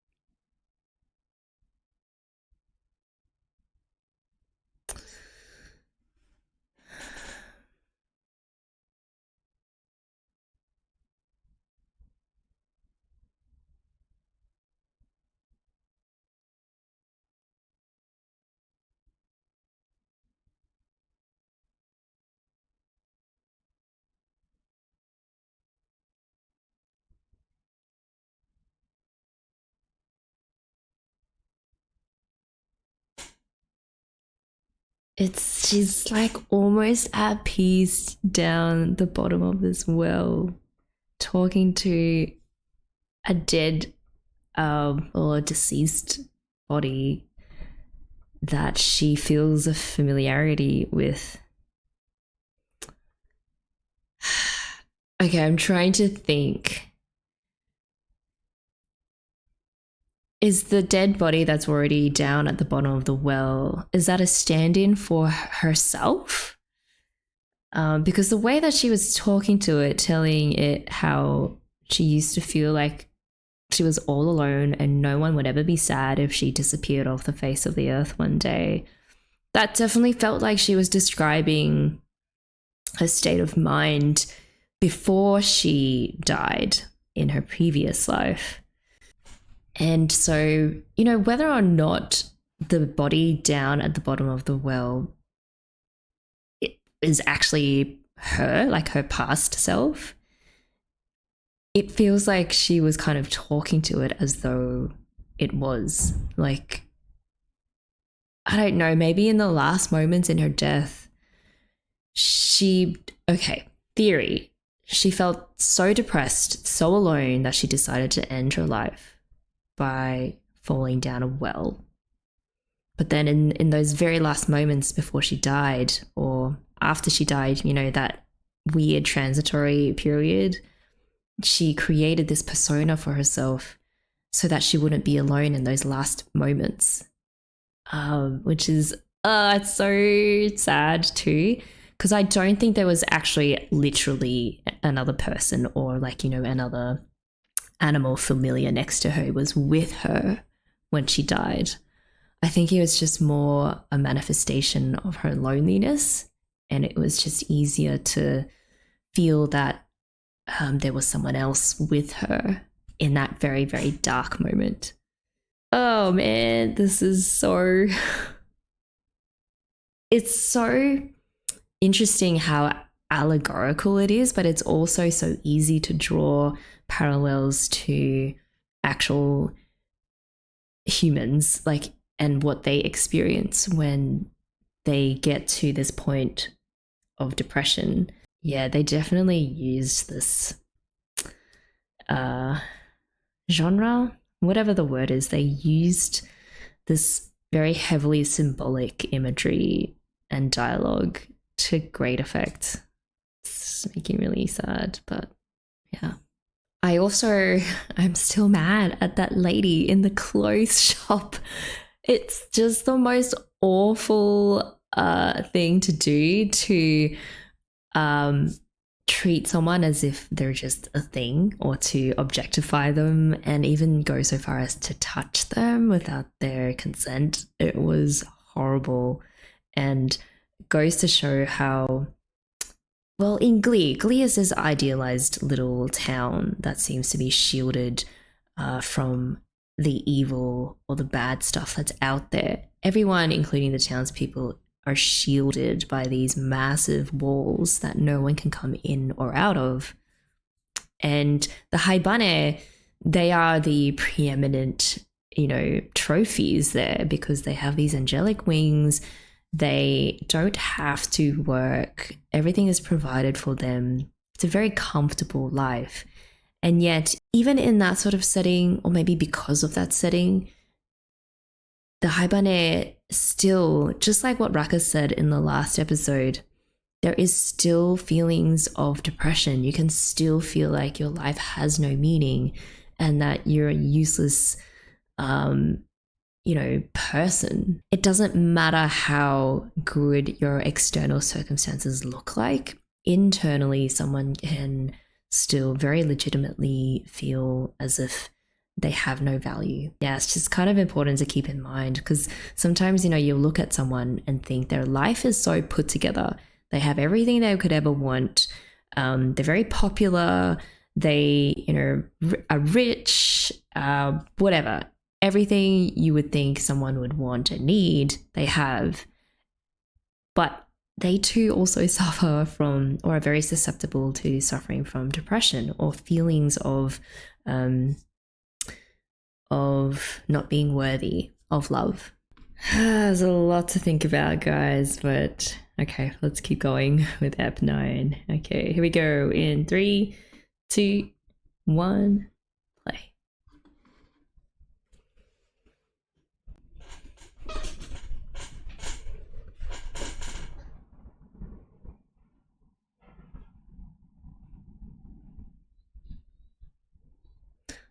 They were all looking for her out in the snow. Must be freezing.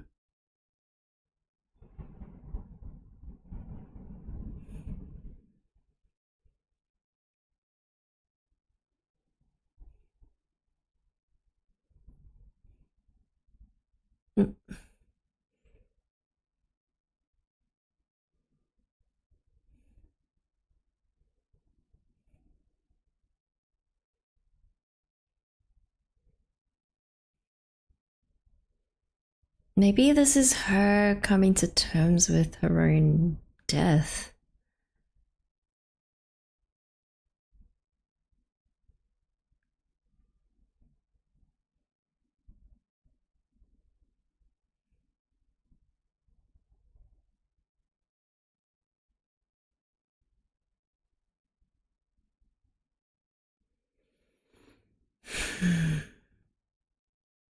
Oh, that first frame of the opening is like it's.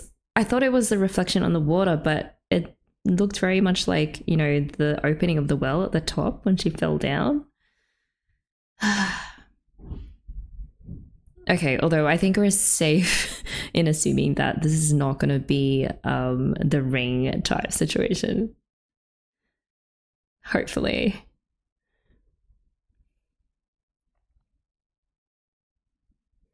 I don't know. I'm still torn as to whether the body or the person or thing that she said was with her when she was falling down, if that's something within herself, like the part of herself that still believes in her self-worth, or whether there was actually a presence there that was helping her.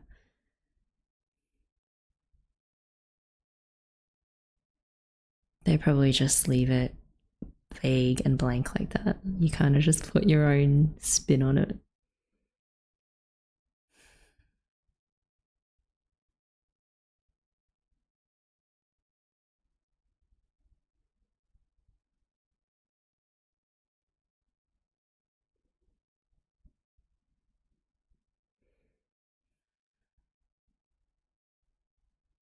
Hmm? Hey! Okay, it's not the communicator, but someone for the Haibane Renmei. They're just there to fill it in. Just bury her alive. I'm sorry, I can't. My brain just goes to the worst places.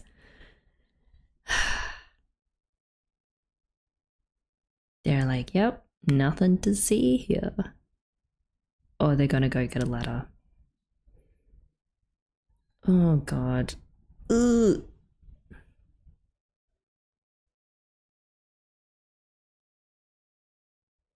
This is the pits, man. Like, literally.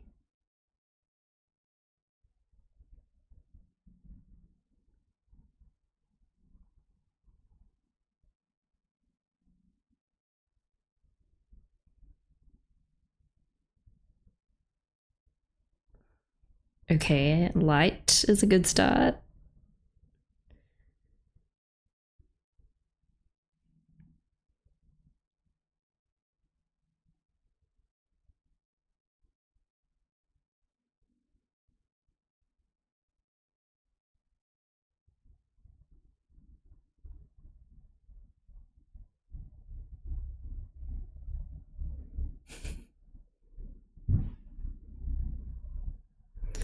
Okay, they're there to help. Also, wasn't it significant that she had to yell out, help me, and then that help came? I think that's sort of like an important lesson too. Eh? What? Oh.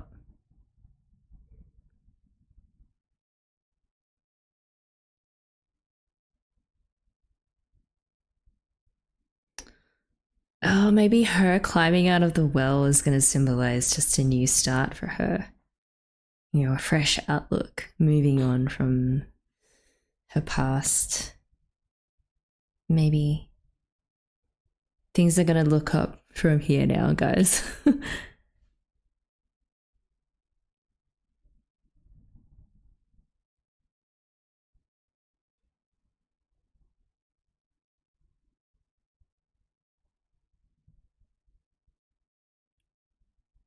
And then they're like, it's on you now, kid. You've got to figure out the rest of life yourself.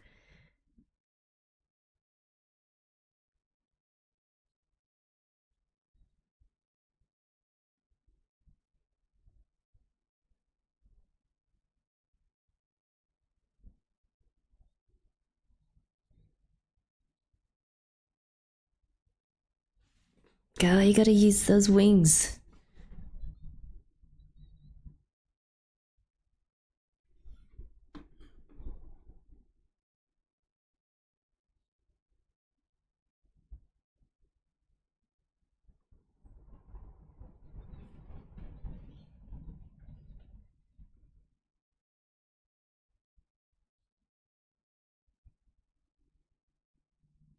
Okay, so still stuck on Koo, which is understandable. And she has no shoes and is probably very hurt from falling down.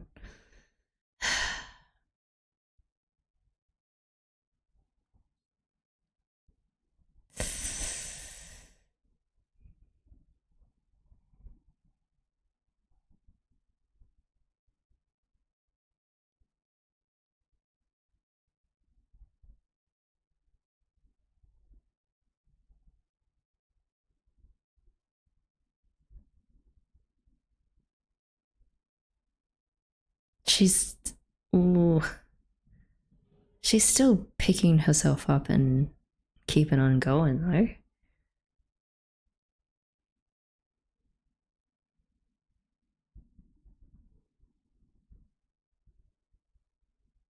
Oh, is that snow scale tree?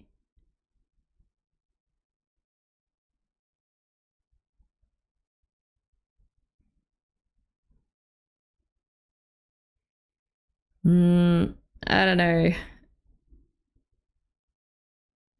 Oh man, I'd be so freaked up.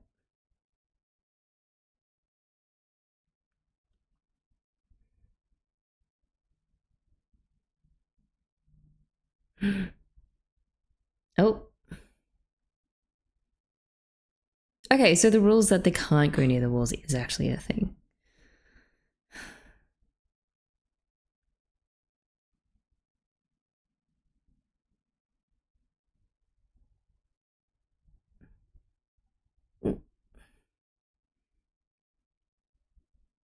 I mean, he's a gruff old grouch, but he's there to help.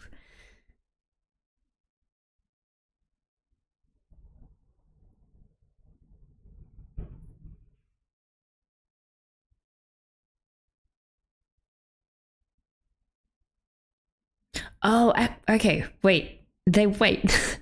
The people who helped her were the Torga. Okay. My bad.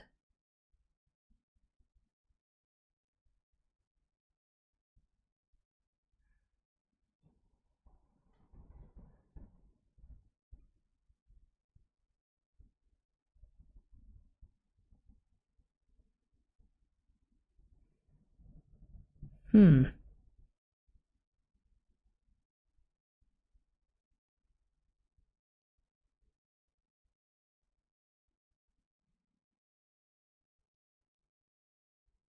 Interesting. The walls themselves decide who's ready to go beyond.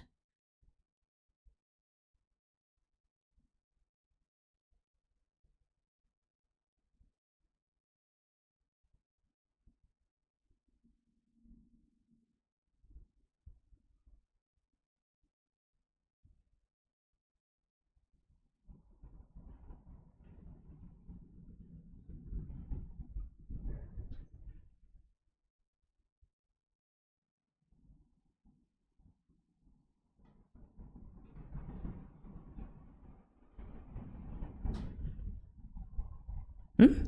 She passed?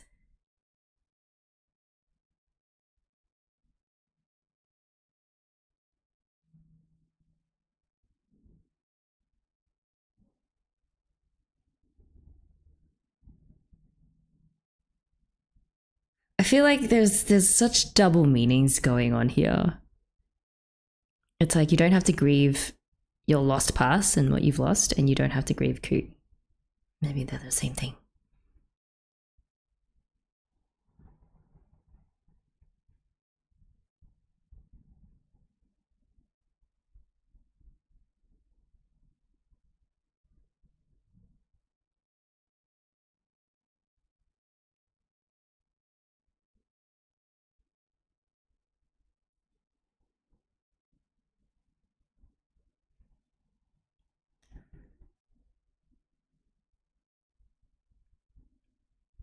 Ugh, they are a therapist.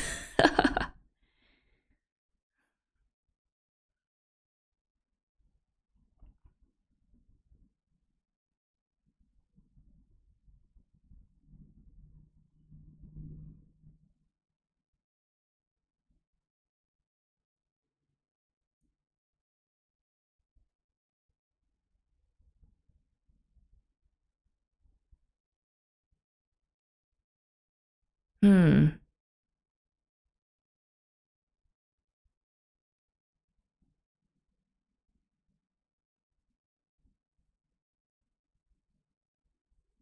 There you go.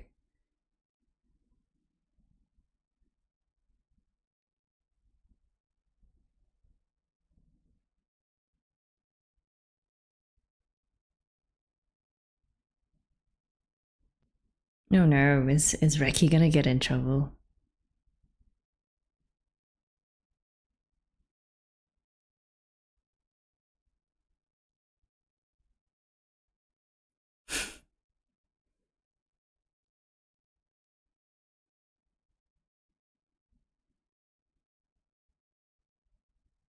Hmm. Okay, so I feel like you can either interpret that as the person who tried to help her was actually herself, the part of her that still wanted to live, or it could be just the collective, or the other people that did care for her, but she just didn't recognize that. And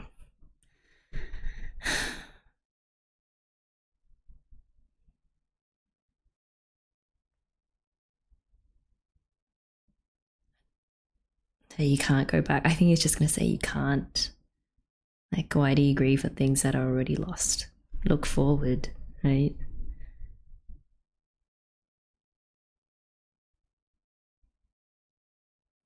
A circle of sin. Hmm.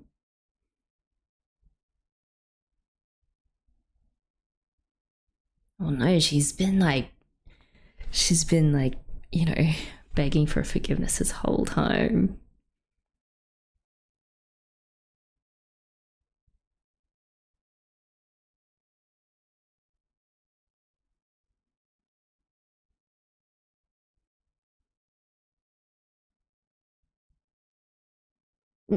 My head hurts.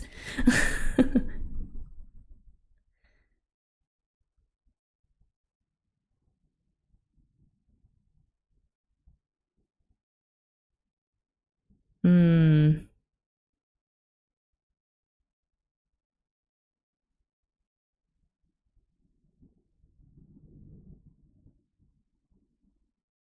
Ah, so many points for the communicator. I knew this was gonna happen. I was like, in the beginning, I'm just sussing the communicator, and now I'm just like a total fan. uh, has even given her his cane. It's like there's no free lunch, kid. Okay, that really helped her. He was essentially saying that since you already know that you're not perfect, then you're fine. It's only the people who think that there's nothing wrong with them and who don't face up to their own sins or imperfections. Those are the ones with the problems. Or those who keep trying to look for something and go around and around in a circle, trying to look for things that they're wrong, that they're doing wrong, but they're not actually finding a way out. So it's more about acceptance, recognizing and accepting. Okay, he was probably talking about someone like Reki.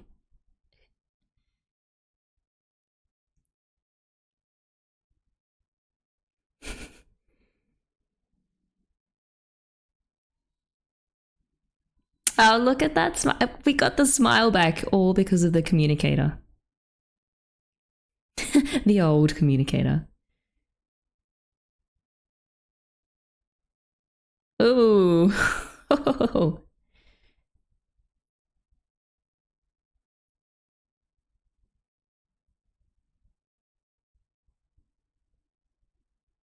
Oh my god, is she already dead?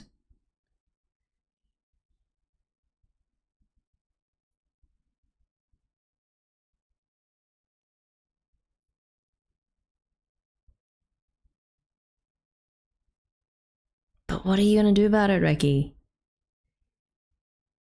I mean, the communicator didn't seem to think there was anything wrong with her.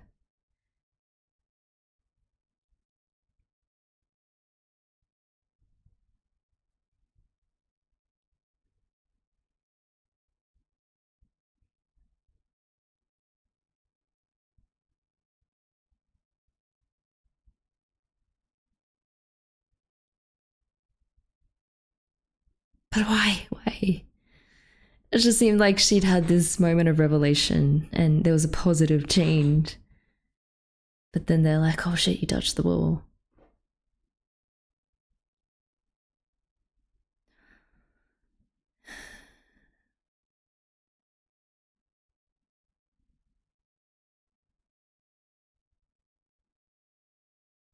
I don't know what to believe anymore.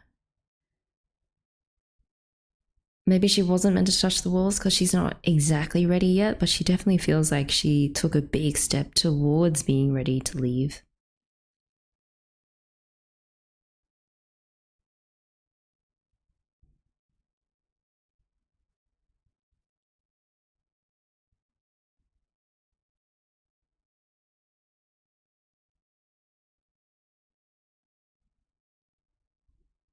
Is she leaving?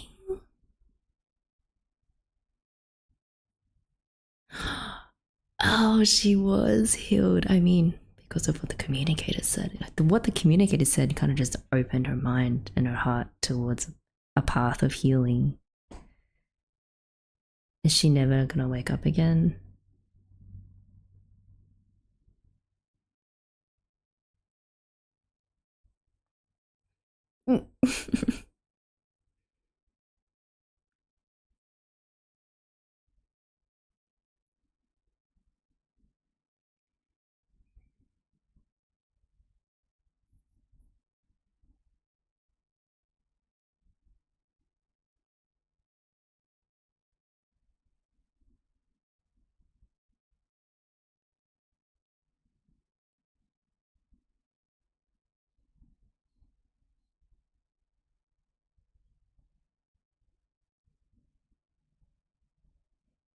Nemi's just smart. She's like, okay, Reki's in a mood right now. Do not like stir her.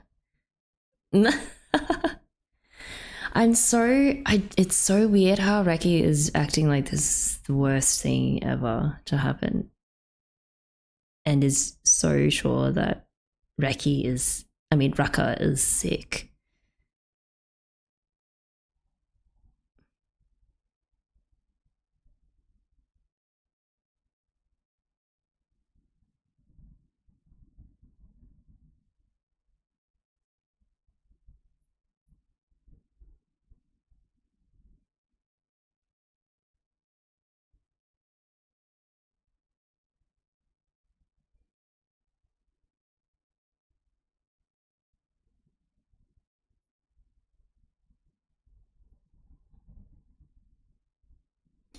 This really feels like this is Rakka's last night here.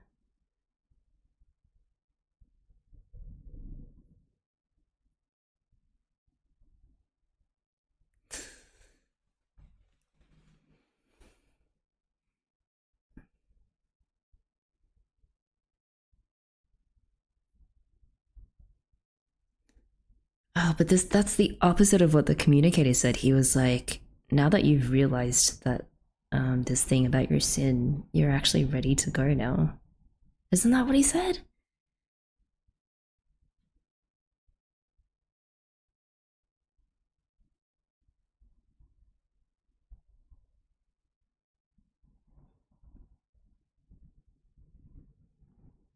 She's sad that Rakka is no longer like herself.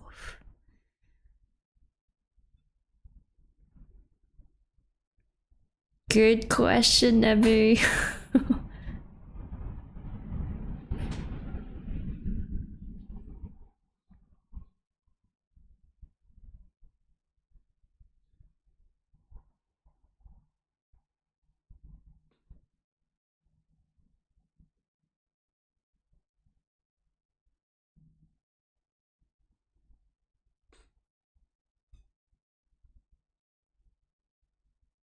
Do we trust Hikari?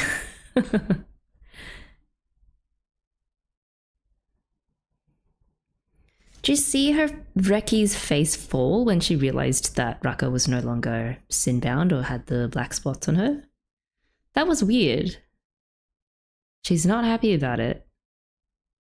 Maybe because she's like, well, now I'm the only one here who is sin-bound and stuck here forever.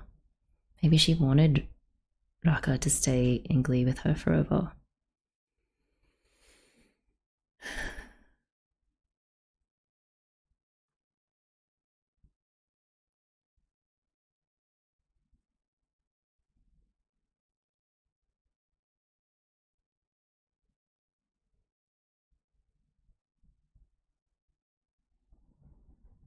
Hmm.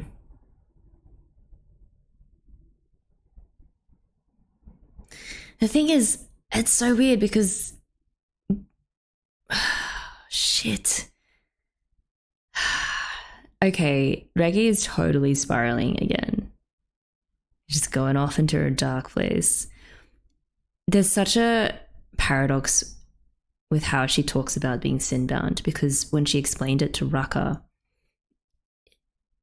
it was almost like she believed that it was a condition that you're born with, and that, she was like, oh, Rakka, you're not sin-bound, don't worry.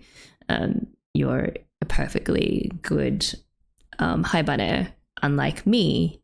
But then, just then, when she realized that Rakka's spots had disappeared, she was like, oh, you're no longer sin-bound, which means that some part of her knows that the condition isn't permanent, that there is a way out of this constant darkness and depression that causes these black spots to appear. And then just at that very last frame of that episode, when she walked into the room and repeated that line of how everyone always leaves me and it's been happening for the last 7 years, nothing is ever going to change, she kind of just reverted back to this condition of being sin-bound as something that will never change or can't change, which isn't true. And it was shown that Reki also knows that it's not true. She knows that it can change. I mean, she literally saw it happen right in front of her with Rakka. Oh man, so really it's the person who really needs saving. I mean, Rakka needed it too, and luckily, she got found by the Torga first, which was incredible. I don't know what they were doing. Were they patrolling the walls or something, or they just happened to hear someone cry out for help? Don't know. And then she met the communicator, the grumpy old man who, turned out to be a pretty nice guy and really helped unlock the unhappiness in her heart and made her realize that, yes, she has some unresolved issues from the past. She probably can't ever go back to her previous life or go back to the person that who cared about her, who may or may not be herself or someone else, like her parents or something, or her friends. But despite all of that, despite her feeling like the way that she is, there is a way out for her, because she already recognizes that she has sin or that she is broken. But it's okay, as long as you recognize it and you accept it and you're willing to move forward from that, was the message basically that I got, that the communicator passed on to Rakka. And that did the trick. There you go, everyone. Like, therapy helps. You just need to, kind of like when Rakka was in the well, she had to yell for help. She had to reach out and be like, someone please help me. Kind of imagine, had it been Reki down in that well, maybe she would have just curled up and given up and just waited to die again all alone down there and not actually tried looking for help. I mean, being down in the dark pit of a well is a pretty good metaphor for what it feels like to be deep in depression and to feel like alone and like no one cares about you.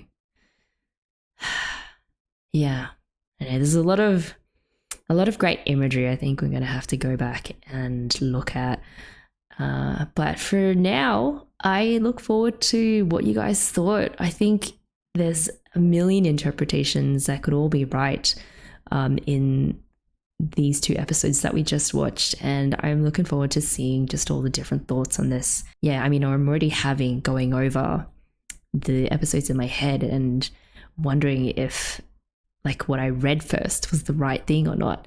And the beauty about this show is that sometimes there is no right thing. It could be multiple possible interpretations, and they all could be just as legitimate as the other.